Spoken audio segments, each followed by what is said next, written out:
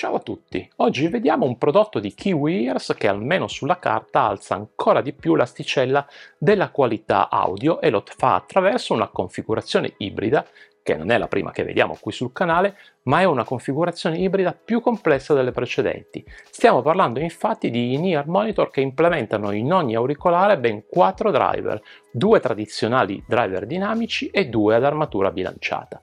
Siamo ormai abituati al fatto che le confezioni che accompagnano questi auricolari sono di solito più ricche di accessori rispetto a quanto siamo abituati con le varianti True Wireless Bluetooth, quindi andiamo a vedere cosa troviamo in confezione se decidiamo di acquistarle. Ma prima però fatemi ringraziare l'Insoul per avermi mandato questo sample in prova. La confezione ha una dimensione leggermente più corposa del solito, ma proprio perché deve contenere diversi accessori che ora vi faccio vedere in dettaglio.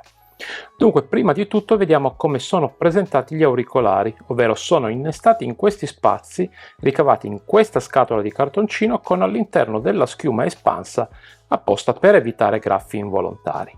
Inoltre potete notare come non siano presenti i gommini che dovrete montare voi, qui li ho già montati io, ma a breve scopriremo anche perché ne sono privi. All'interno della scatola troviamo poi una breve guida all'uso degli auricolari che spiega come indossarli e una custodia per il trasporto. È proprio qui dentro che sono riposti tutti gli accessori, ovvero il cavo, che vedremo meglio più tardi, e 3 diverse bustine di gommini taglia S, M ed L. I gommini non applicano sensibili cambiamenti al suono in uscita, ma restituiscono semplicemente una sensazione diversa quando indossati. Ci sono quelli più morbidi, quelli più rigidi, eccetera. Starà a voi provarli tutti per trovare quelli che più si adattano alle vostre preferenze in fatto di comfort. Io ho optato per quelli grigi e rossi che mi piacevano anche visivamente. Come vedete, nella bustina dei gommini bianchi c'è il piccanello per rimuovere il vano SIM di uno smartphone. Come mai è incluso nella dotazione lo scopriremo più tardi. Iniziamo dalla capsula che vista dall'alto ha una forma a goccia allungata con il bel logo di Kiwi Ears dorato.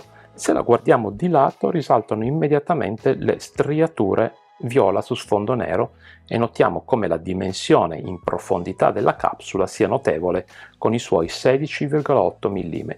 La parte interna invece è come di consueto sagomata per adattarsi meglio alla forma del padiglione auricolare e qui spicca la sporgenza che in pratica ha la funzione di rendere più salda la presa.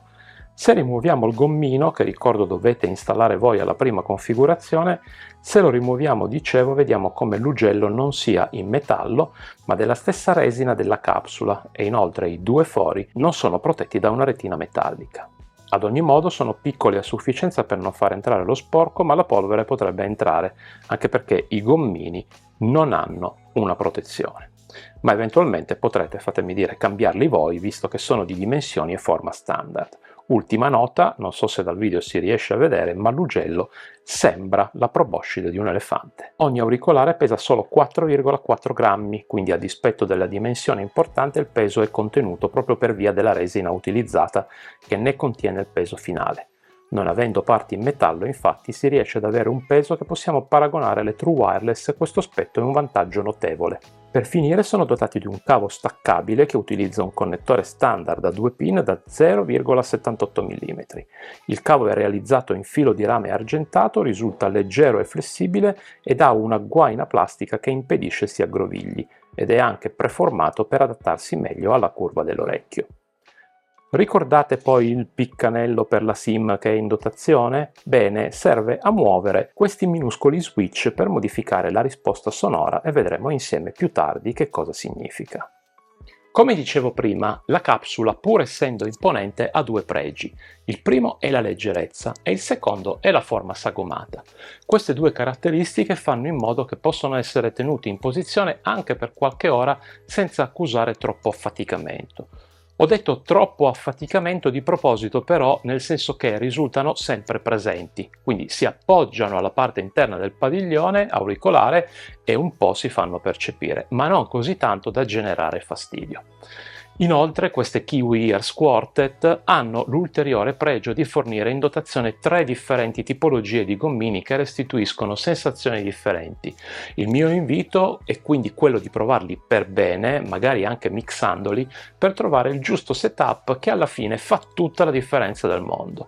Da questo punto di vista bene per la possibilità di scelta, ma avrei preferito avere anche una quarta dimensione, magari la XS per chi ha il canale più piccolo, visto anche che l'ugello non è enorme. Anche il cavo di circa 120 cm ci mette del suo per aumentare il comfort, prima di tutto perché è relativamente leggero con i suoi 15 grammi scarsi, visto che le uniche parti metalliche sono il connettore e lo splitter a Y, e per finire perché il diametro del cavo è ridotto e quindi si sente dietro l'orecchio ma non dà fastidio. Il grado di isolamento passivo per le in-ear monitor deve essere elevato, altrimenti potrebbero passare rumori esterni che andrebbero a discapito della qualità di ascolto. Queste Quartet non fanno eccezione, quindi come detto prima scegliete con cura i gommini da utilizzare. E veniamo ora al suono. Qui mettetevi comodi perché ci sono un po' di cose da dire ed è probabile che andrò un po' lungo. Dunque, iniziamo dalle caratteristiche tecniche che, come vi ho anticipato prima, sono più complesse di ogni altro prodotto visto finora. Queste Quartet infatti hanno 2 driver dinamici classici da 10 mm in titanio che si occupano prevalentemente dei bassi, affiancati da altri 2 ad armatura bilanciata che si occupano uno dei medi e uno degli alti. In questo modo restituiscono un suono che nella configurazione di fabbrica è chiaro, cristallino ma anche potente, tanto che anche senza amplificatore suonano molto forte e almeno per me tenerle con un volume oltre il 50% è stato impossibile. Hanno una potenza davvero importante che non ha paragoni con nulla che abbiamo visto qui sul canale, almeno al momento. Le Quartet hanno un'impedenza di 32 ohm e una pressione sonora massima di 110 decibel ed ecco perché vi dicevo che hanno un suono prepotente. Però c'è un però. Ricordate il piccanello che si usa per le SIM che vi ho detto essere incluso nella dotazione? Ecco, ogni auricolare ha 2 switch nella parte superiore che possono assumere 4 combinazioni diverse e che applicano cambiamenti alla risposta sonora.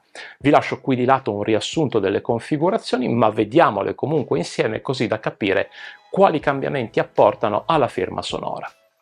La configurazione di default è su-su, che rende il suono più caldo, i medi sono dettagliati e le voci maschili soprattutto hanno maggiore corpo. Questa impostazione è adatta a chi preferisce generi come il pop, l'hip hop e via discorrendo.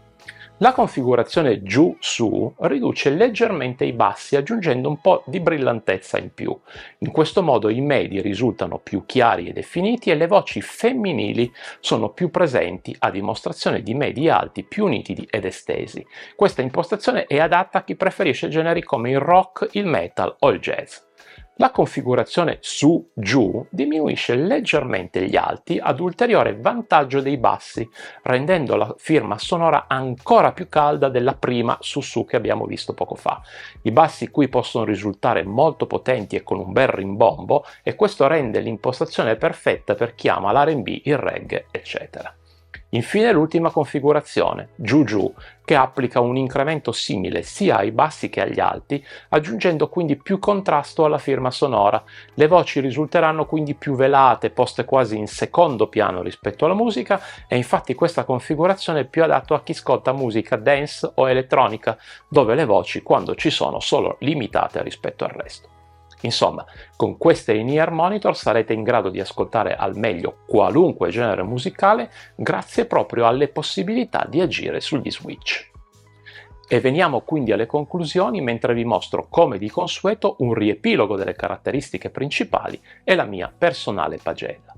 Queste Kiwi Ears Quartet sono il giusto compromesso tra prezzo, prestazioni e possibilità di ascolto. Hanno una dotazione completa, sono comode e un suono che è di alto livello e che può essere personalizzato in 4 modalità diverse in base alle preferenze di ciascuno.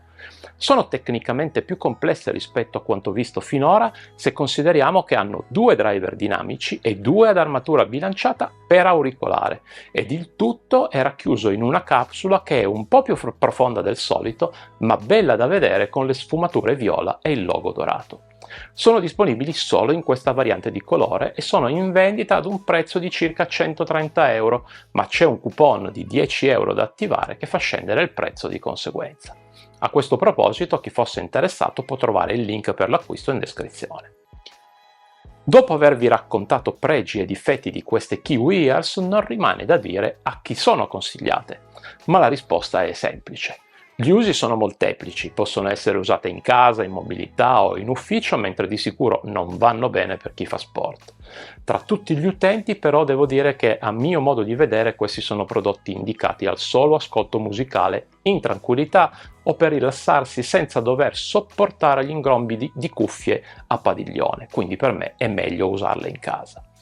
Bene, anche per questa settimana è tutto, vi ringrazio per essere rimasti con me fino alla fine ed altre in-ear monitor sono in scaletta per le settimane a venire, ma prima di analizzarle dovrò raccontarvi di alcune True Wireless che sono lì che aspettano la recensione. Nel frattempo iscrivetevi al canale se non lo avete ancora fatto, commentate per scambiarci opinioni o sensazioni e come sempre, alla prossima!